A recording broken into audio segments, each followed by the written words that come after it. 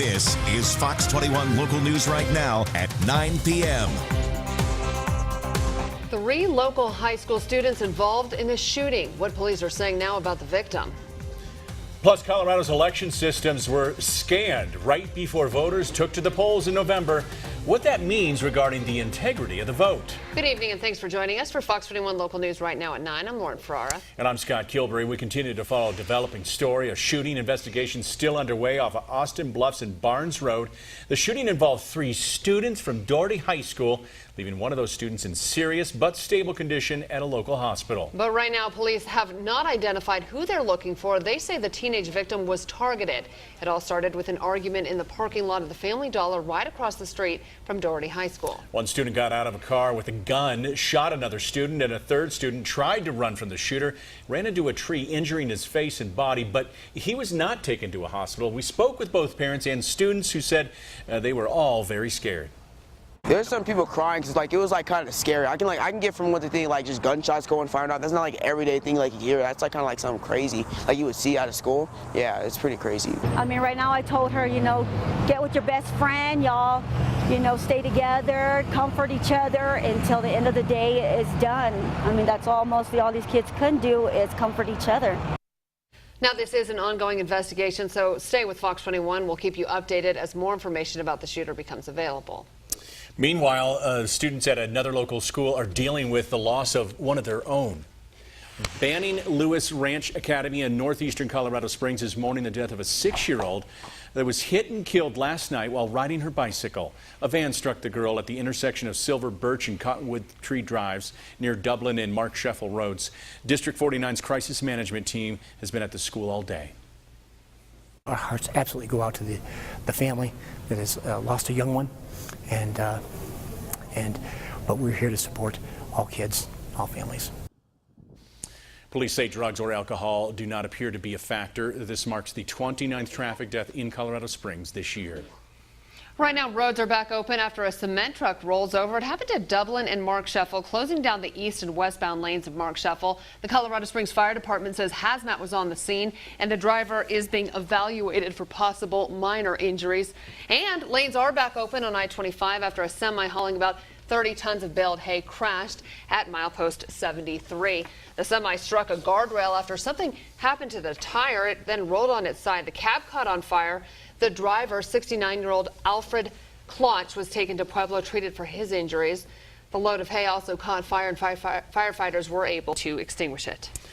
Right now, a Fox 21 News traffic alert. There will be some closures on Nevada starting next week. Starting at 5:30 in the morning on Monday, the southbound lanes will be closed at Pikes Peak Avenue for about 10 days. Northbound lanes of traffic on Nevada Avenue and Colorado Avenue will be reopened to traffic at that time. Meanwhile, southbound motorists will be detoured to Kiowa Avenue. Parking will also be closed on the west side of Pikes Peak Avenue between Nevada Avenue and the alley. Right now, the Fountain Police Department is letting the community know a sexually violent predator has moved into the area. Denise Eugene Hayes has moved to East Missouri Avenue. He'll be under parole supervision. The Fountain Police Department says they make all reasonable efforts to ensure Hayes registers as a sex offender and that he understands all the rules. The U.S. Department of Homeland Security says the Colorado Secretary of State's election systems were scanned in the weeks before the 2016 election. The Centennial State is now one of 21 others the DHS says were impacted by Russian activity. The Secretary of State's office says a scan is like a burglar juggling the doors of a house and moving on when they find out the doors are locked. You may remember this video. It was really disturbing. Cheerleaders pushing one of their teammates into the splits while she's crying. They're being held down by fellow teammates, and now the East High School principal will retire and the athletic director will step down. Before the announcement today, a handful of students staged a walkout in protest of the anticipated change in leadership. The cheer coach was terminated while several others were placed on leave during the investigation. The organizer of Denver's 420 rally is fighting back against the city after it permanently pulled his permit and placed him under a 3-year ban on applying for future permits. Parks officials say 44-year-old Miguel Lopez's rally violated trash, food, security, and noise limit requirements. But Lopez says the allegations are a ploy to squash the marijuana rally. Lopez and the rally's attorney have brought the dispute to court. The hearing officer is expected to issue a decision in November, upholding or overturning the city's decision. And tonight, the FBI have arrested a suspect believed to be the double hat bandit who has robbed several banks. The suspect is 54-year-old Shane Carson.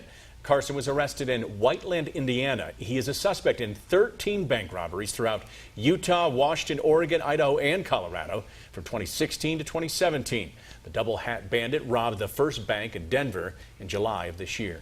Happening in Colorado Springs, Mayor John Suthers makes his State of the City address. The priorities he presented 3 years ago are still near the top of the list. Suthers says the city has made great improvements in the areas of infrastructure and jobs, but adds there would be more money to work with if voters would favor using a utility fee to pay for the stormwater drainage program. He says that would free up funding for crucial city jobs. We need to add at least 100 to 120 police officers over the next several years, and that alone will add as much as 10 to 12 million annually to the city budget. We also need to be vigilant about fire department staffing. Suthers also says we need to continue to pressure state lawmakers for funding toward the widening of I-25. And yesterday we showed you photos of two new baby bison at the Pueblo Zoo. Well, today, this is Sid and Ginger making their way toward their new enclosure and housemates. They posted on Facebook that they will get acclimated through barriers until they know the animals are ready to share a space. They say Cody, their resident adult male, came over to say hello to Ginger, but Sid wasn't interested. He just steer cleared. Playing hard to get. Yes. Hey, it's likely the fatal blow to the GOP healthcare bill. Who dealt it and what President Trump is saying now. And one wedding photographer in a bind and a couple at risk of losing all the moments that he captured on their special day, what he's doing to hopefully make it right. And do those accused of sexual assaults on campus get a fair shot? The Secretary of Education doesn't think so. What she did about it and how senators around the country are reacting. This is Fox 21 Local News right now at 9 p.m.